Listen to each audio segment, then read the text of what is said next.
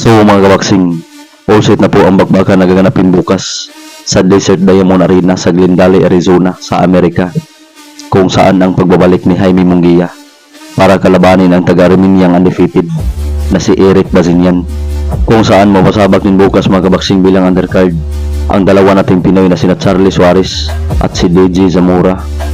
Sa weigh-in na ginanap kanina mga kabaksing, uunahin natin sa main event ay kapwa pasok sa super middleweight sina Jaime Munguia at si Eric Bazinian, kung saan tumimbang si Munguia ng 167.7 libras, samantala ang taga-Armenia na si Bazinian ay 167.9 libras.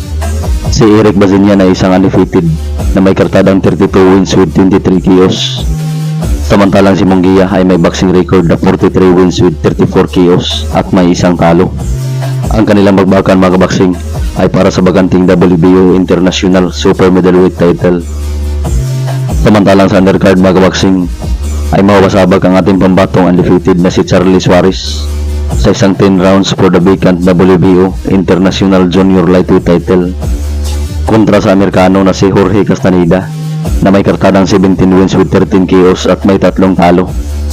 Samantalang si Charlie Suarez ay isang undefeated na may 17 wins with 9 KOs.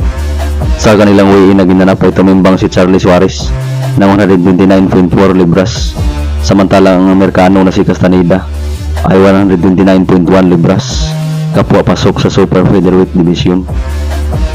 Samantalang sa iba pang undercard bukas mga kabaksing ay sasabak din ang isa pa nating Pinoy na nakabase na sa Las Vegas na isang undefeated na si Dembler DJ Zamora, kung saan kanyang haharapin ang taga-Argentina na si Gerardo Antonio Perez. Sa ginanap nilang weigh-in mga kabaksing ay tumimbang si DJ Zamora ng 130.7 libras, samantala ang taga-Argentina na si Perez ay 133.2 libras.